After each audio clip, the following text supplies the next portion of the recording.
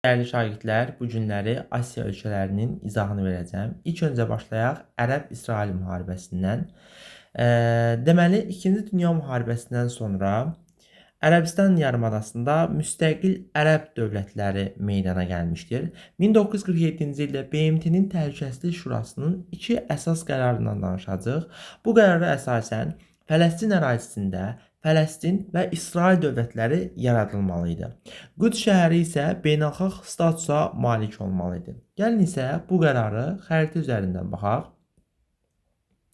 Deməli, həmin bu qərara əsasən yaşıl zolaq olan ərazilərdə, yəni bu ərazilərdə Fələstin dövləti yaradılmalı idi. Göy zolaqlı ərazilərdə isə bu təxmini olan bir xəritədir. Bu ərazilərdə isə deməli İsrail dövləti yaradılmalı idi. 1947-ci ildə qəbul olunmuş qərara əsasən. Və bu qərardan sonra 1948-ci ildə İsrail dövləti yaradılır. İsrail dövlətinə qarşı ərəb dövlətləri müharibə elan edir. Beləliklə, Ərəb-İsrail müharibəsi başlayır. Ərəb-İsrail müharibəsi biz 3 Ərəb-İsrail müharibəsindən danışacaq. 1948, 1967 və 1973-cü illərdə baş verən Ərəb-İsrail müharibəsindən. Birinci başlayaq 1948-ci ildə baş verən Ərəb-İsrail müharibəsində.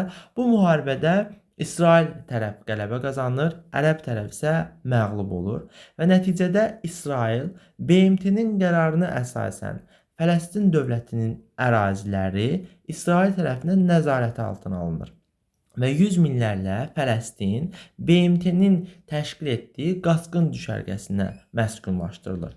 Bu müharibədə ərəblərin məğlub olmasının əsas səbəbləri müharibənin həm yaxşı idarə olunmaması, eyni zamanda İsrailin, yəni qüvvələrin nisbəti İsrailin xeyrinə olması və İsrailə xarici yardımların olması idi ki, 1-ci Ərəb-İsrail müharibəsində İsrailin qələbəsi ilə nəticələnmişdi. Bu müharibədən sonra 1964-cü ildə Yasir Ərafatın başçılığı ilə Fələstin Azadlıq Təşkilatı, yəni FAT yaradılmışdır. FAT İsrailə qarşı partizan müharibəsi aparmışdır. Bizə FAT-ın daha çox xronologiyası gəlir, yəni 1964-də olduğunu dəqiq bilməyimiz lazımdır. Növbəti Ərəb-İsrail müharibəsi 2-ci Ərəb-İsrail müharibəsi idi.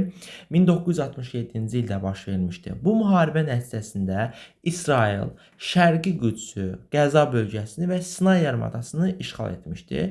Gəlin indi isə onu xəritə üzərində baxaq. Xəritə üzərində baxdıqda isə Şərqi Qüds əraziləri, Qəza zonası və Sinay yarımadası İsrail tərəfindən işğal edilmişdir. Eyni zamanda biz 1967-ci ildə baş verən bu müharibəni 6 günlük müharibə də kimi qeyd edirik və biz bu müharibədə ərəblərin məğlub olmasının əsas səbəbi korrupsiyanın olması və pis idarə etmə sistemini qeyd edirik və Fələstin hərbi siyasi qrupları burada beynəlxalq terror hadisələri başlatmışdılar. Növbəti Ərəb-İsrail müharibəmiz isə 1973-cü ildə baş vermişdir. Bu müharibədə ərəblər itirilmiş əraziləri geri qaytarmaq istəyir. Yəni başlama səbəbi bu idi.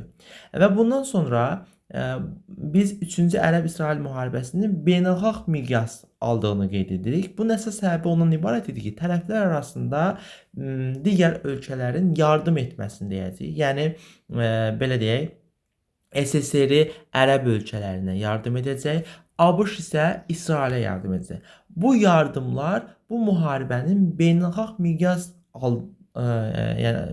miqyasa aldığını gətirən əsas amillərdən biri idi. Və bu müharibədə ərəb dövlətləri neftin qiymətini 4 dəfə qaldırmışdı və dünyada ilk dəfə neft şokuna səbəb olmuşdu ki, bunu biz keçən illəri 2025-in qəbulun sitasiya sualında görmüşdük. Növbəti məsələmiz 1970-ci illərin ikinci yarısında iqtisadi və sosial problemlərlə Misir ilə İsrailin yaxınlaşmasını qeyd edirik. 1978-ci ildə bu yaxınlaşma nəticəsində Camp David sazişi imzalanmışdı. Həmin bu sazişə əsasən biz Sinay yarımadasının Misrə qaytarıldığını deyirik. Bu Sinay yarımadası 1967-ci ildə bayaqları 2-ci Ərəb-İsrail müharibəsində İsrail tərəfindən tutulan Sinay yarımadasıdır ki, Misrə qaytarılmışdır. Nəticədə Misirlə İsrailin yaxınlaşması bütün ərəb ölkələri demək olar ki, Misirlə iqtisadi əlaqələrini kəsmişdilər. Deməli, İsrail Qüds şəhərini özünün vahid və bölünməz paytaxtı elan etməsi 1980-ci ildə müharibənin daha da kəskinləşməsinə gətirib çıxartmışdı. Nəhayətində isə 1993-cü ildə Vaşinqton sazişinə görə Qəzza xətti və Əriha şəhərində Fələstin muxtariyyəti yaradılmalı idi. Münaqişə bu gün də müasir dövrdə də hələ də davam edir. İndi isə Hindistan mövzusunu izah edirik. Biz qeyd edirik ki, Hindistan 19-cu əsrdə İngiltərənin tam müstəmləkəsi altındaydı. 1856-cı ildə Out knyazdan tutulması ilə Hindistan ərazisi ingilislərin tam olaraq müstəmləkəsinə keçmişdir.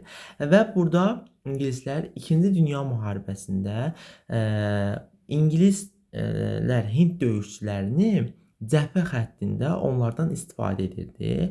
Bu isə hindlilərin milli azadlıq hərəkatının başlamasına gətirib çıxartmışdı və milli azadlıq hərəkatı Hindistanda Mohandas Gandhi tərəfindən aparılırdı və İngiltərə bu azadlıq hərəkatını yatırmaq üçün bir çox tədbirlər görmüşdü. Bu tədbirlərdən biri islahatlar keçirməyi vəd etdi.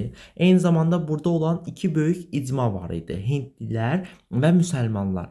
Bunlar arasında nifaq salıb və milli azadlıq hərəkatını yayındırmağa çalışdı. Amma buna baxmayaraq İngiltərə qalib ölkə kimi 2-ci Dünya müharibəsindən çıxandan sonra iqtisadi vəziyyətinin pisləşdiyini qeyd etmişdik.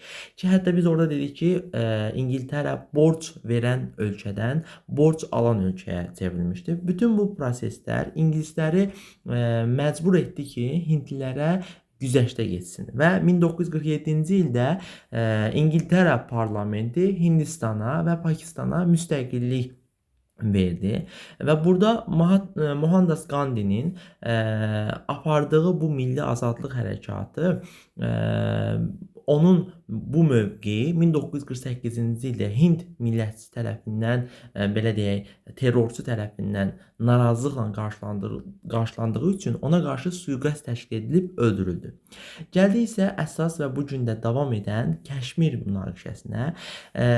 Kəşmir münaqişəsi biz deyirik ki, Kəşmir Hindistanla Pakistan arasında yerləşən sərhəd ərazisi idi. Bu gün də həmin münaqişələr davam edir və 1949-cu ildə bu münaqişələr aradan qaldırılması üçün BMT vasitəsilə razılığa gəlindi. Həmin razılığa görə Kəşmirin 1/3 hissəsi Pakistana, 2/3 hissəsi isə Hindistana verilmişdi. Gəlin isə indi buna xəritə üzərində baxaq.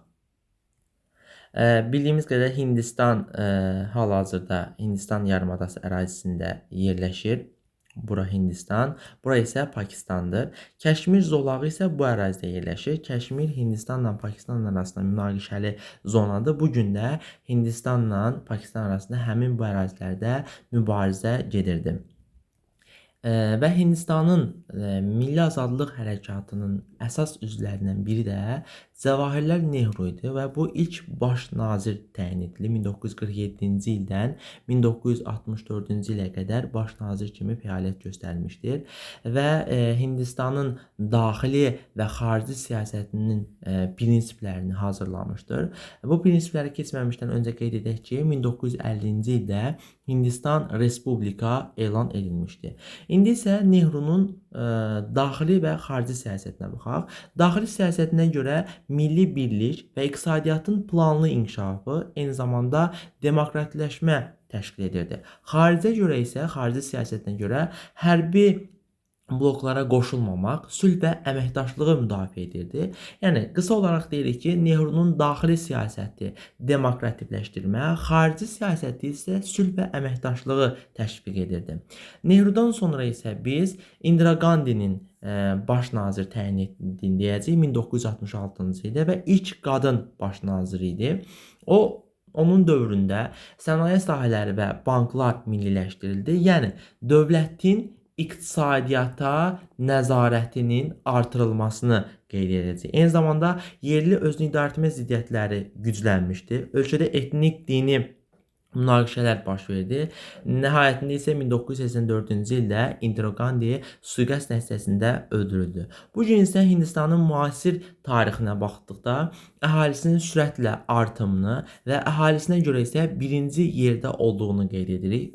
Ümumiyyətlə burada inkişafın səciyyəvi 3 əsas cəhətini deyəcəyik. Özəlləşdirmə prosesinin olması, iqtisadiyyatın liberallaşdırılması, xarici kapitalın geniş cəlb olunması məsələsi idi ki, bu məsələlər iqtisadi inkişafın əsas xüsusiyyətlərindən biridir. Növbəti mövzumuz Pakistan olacaq. Pakistan 1947-ci ildə müstəqil dövlət kimi yaranıb və iki hissədən ibarət olmuşdur. Şərqi Pakistan və Qərbi Pakistan. Bayaqlarda xəritədə Pakistanı göstərmişdik. Şərqi Pakistan bugünkü müasir Bangladeş ərazisi, Qərbi Pakistan isə müasir Pakistan ərazisidir. Dövlətin quruculuğunda biz Məhəmməd Əli Cinnənin xüsusi vurğulayacaq ki, o Pakistanın ulu öndəri, millət atası hesab olunurdur. 1956-cı ildə isə Pakistan Federativ Respublika elan edilmişdir. 1971-də isə Hindistanın hərbi müdaxiləsi ilə Şərqi Pakistanda müasir Bangladeş dövləti, 1979-cu ildə isə Pakistan İslam Respublikası elan edilirdi. 1988-ci ildə isə Pakistanda yəni İslam dünyası ilk qadın baş naziri Benazir Bhutto təyin olunur. O 2007-ci ildə sui-qəsd nəticəsində öldürülmüşdür. Pakistan müasir dövrünə baxdıqda hazırda nüvə silahına malik olan ölkələrdən biridir və bu nüvə silahlarına Mahmud Qəznəlinin, Əmir Teymurun, Baburun adlarını vermişdir. Eyni zamanda Pakistan Azərbaycan Respublikası arasında bir-birlərini qarşılıqlı diplomatik əlaqələr qurmuşdular. Eyni zamanda Ermənistanı tanımamışdır. Azərbaycanı tanıyan ilk dövlətlərdən biri idi və 2-ci Qarabağ müharibəsində Pakistan Azərbaycana köməkliyini göstərmiş. Azərbaycan isə kəşf məsələsində bu gün də Pakistana xüsusi dəstəyini bildirirdi. İndi isə keçək digər mövzumuza. İndi isə Çin mövzusunu izah edək. İlk öncə qeyd edək ki, 2-ci Dünya müharibəsi dövründə homindanslar və kommunistlər arasında vətəndaş müharibəsi baş verirdi. Amma bu dövrdə Yaponiya qarşı həmin bu iki tərəf, yəni millətçi və kommunistlər vahid cəbhə yaradaraq Yaponiya qarşı mübarizə apardılar. Yaponiya məğlub olduqdan sonra, yəni 2-ci Dünya müharibəsində 1945-də məğlub olduqdan sonra yenidən millətlərlə kommunistlər arasında vətəndaş müharibəsi başlayır. Bu vətəndaş müharibəsi 1945-1949-cu illəri əhatə edirdi. Bu müharibədə kommunistlər qalib gəlir və kommunistlər qalib gəldikdən sonra 1949-cu ildə Çinin Kommunist Partiyası Mao Zedong rəhbərliyi ilə Çin Xalq Respublikası yaratdılar. Bu kommunistlərin yaratdığı dövlət idi, respublika idi. Millətçilər isə Chiang Kai-shinin rəhbərliyi ilə Tayvan adasında Çin Respublikası, yəni Tayvan dövləti yaratdılar. Eyni zamanda Çin Respublikası 1950-70-ci illərdə BMT-də Çini təmsil etmişdi. Bundan sonraki dövrlərdə 1950-ci ildə Çin Xalq Respublikası ilə SSR arasında dostluq müqaviləsi imzalandı. Bu müqaviləni imzaladıkdan sonra ABŞ-ın antikommunist fəaliyyəti gücləndi. Yəni ABŞ həm SSR-yə, həm də Çinə qarşı mübarizəyə başladı və bu mübarizə başladıkdan sonra ABŞ Tayvana kömək etdi. Yəni millətçilərə hərbi siyasi dəstəyini bildirdi. Eyni zamanda biz əvvəla qeyd etdik ki, Tayvanın yaradılmasında, yəni Tayvan dövlətinin yaradılmasında ABŞ-ın birbaşa köməyinin olduğunu da qeyd edirik.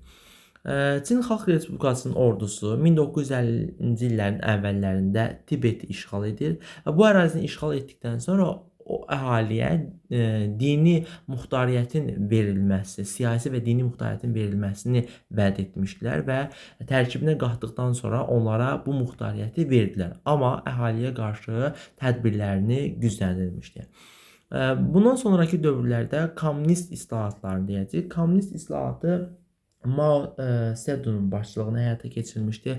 Bu islahata biz 5 illik plan da deyilir. Yəni bəzən kommunist islahat da deyə bilərik və yaxud da 5 illik plan da deyə bilərik. Bu iki sahədə aparılmışdır. Aqrar islahat və sənaye islahatı var idi. Aqrar islahatına görə mülkədarlardan alınan torpaq kəndlilərə faydalanır. Müqavimət göstərən çoxlu sahibkarlar var idi ki, onlar öldürülür.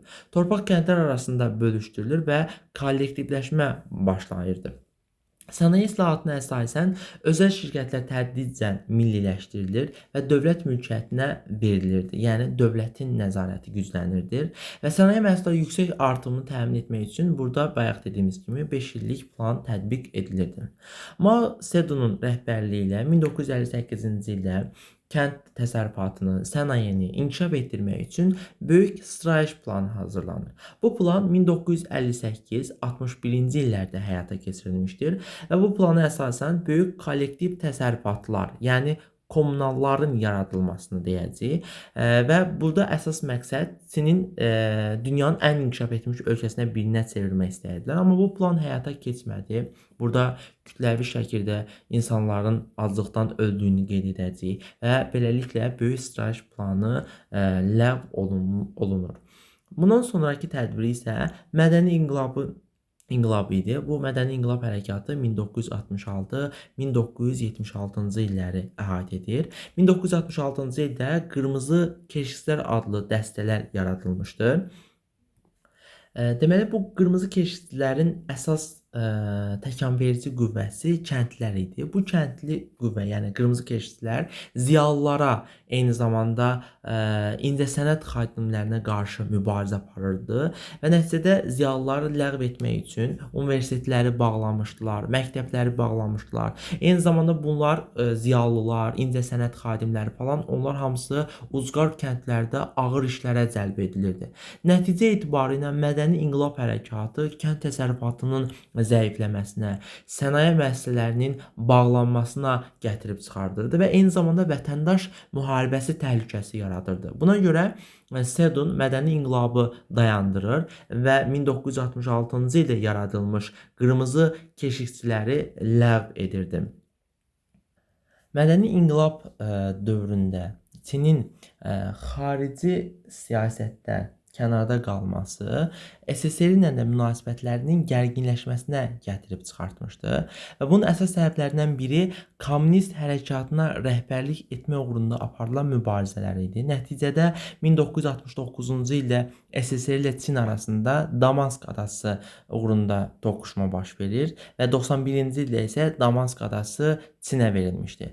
Mədəni inqilab dövründə biz onun əvvəlki dövrlərdə ABŞ-la Çin arasında münasibətlərin gərginləşdiyini deyirik. Bunun əsas səbəbi isə Tayvan dövləti, Tayvan uğrunda, yəni Tayvana birbaşa yardım etməsi idi ABŞ-ın. Amma mədəni inqilab dövründə bu münasibətlər dəyişir. Bunun əsas səbəblərindən biri Çinin SSR ilə olan münaqişəsi idi ki, artıq ABŞ-ın da Çinə qarşı olan siyasətini dəyişir və nəticədə isə 1971-ci ildə Çin Xalq Respublikasının BMT-nin üzvü qəbul edilməsinə razılıq verilmişdi.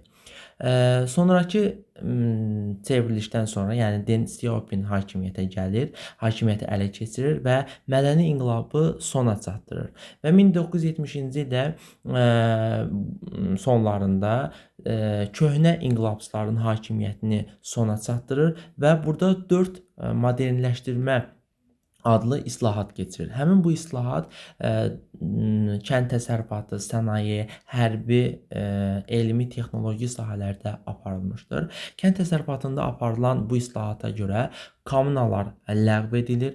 Kəndli sabit məhsul vergisi ilə dövlətdən icarə haqqı verirdi. Yəni dövlətə müəyyən icarə haqqı verib torpaqdan istifadə edir və özünə isə qalan məhsulu isə sata bilərdi. Yəni azad ticarət var idi. Bu prosesləri biz YIS dövründə qeyd etmişdik. Azad ticarətin olması və yaxud da kəndli məhsulun qalan hissəsi sata bilməsi, bu prosesləri onunla da yadda saxlaya bilərik. Sənaye və ticarət məsələsinə gəldikdə isə sənaye müəssisələrində istehsal hədəfi müəyyənləşdirilir və burada müəyyən bir sərbəstliklər verilir. Kapital qoyuluşuna imkan yaradılır. Elmi texnoloji baxımda müasir elmi texnologiya öyrənmək üçün xarici universitetlərindən təhsil almaq üçün xeyli tələbələr göndərilir. Nəticə etibarı isə Çinin yeni müəssisələr açılır, məhsul istehsalının artımı və iqtisadiyyatın inkişafını qeyd edəcəyik. Növbəti məsələmiz isə Tiananmen hadisələridir. 1989-cu ildə baş vermişdi bu hadisələr. Mən bu hadisələri bir növ 1825-ci ildə baş vermiş Rusiya tarixinə dekabrist hərəkatlarından bənzədirəm. Çünki burada da qeyd edirik ki, yəni xaricdə təhsil alan Çinlilərin sayı çoxaldıqca onlar qərbdə demokratiyanı görüb Çinin azadlıqları məhdudlaşdırılmış vəziyyətində narazı qalırdılar. Yəni Çinin belə deyək, idarə sistemindən narazı idilər və həmin o tələbələr 1989-cu ildə korrupsiyaya son qoymaq, demokratiyanın bərpa etmək üçün və yaxud da demokratik idarə sistemi yaratması üçün üsyanlara başlayır. Bu üsyanlar Pekinin Tiananmen meydanında olur, amma bu kütləvi nümayişlər olsa da, lakin tank və qoşunlar tərəfindən dağıdılmışdır bu üsyan. Digər məsələ isə burada Uyğur türklərinə qarşı olan soyqırım məsələsidir. Deməli 1944-cü ildə Uyğur türkləri Şərqi Türkistan Respublikası yaradırlar, amma 1949-cu ildə Çin Xalq Respublikası bu respublikanı işğal edir və orada olan türklərə, Uyğur türklərinə qarşı assimiliyasiya siyasəti həyata keçirir. Eyni zamanda onları məcburi işlətmə, kütləvi həbslər, işgəncələr və sair məsələlər onlara qarşı terror hərəkatları, yəni soyqırımlar həyata keçirirdilər və nəticədə bu soyqırımı ilk olaraq ABŞ tanımışdı, yəni soyqırım kimi qiymətləndirmişdir. Ondan sonra Kanada, Böyük Britaniya, Fransa və digər dövlətlər də soyqırım kimi tanınmışdır. Amma bütün bu məsələlərə baxmayaraq bir çox ölkələrdə buna öz mövqeyini bildirməmiş. Çünki Çinlə olan geniş iqtisadi əlaqələr və digər məsələləri nəzərə alaraq bu münasibətə belə deyək də soyqırım kimi qiymətləndirməmişdilər. Çinlər isə bunu Uyğurlara qarşı apardığı bu mübarizəni, bu siyasəti terrorizmə qarşı aparılan mübarizə kimi adlandırırdı.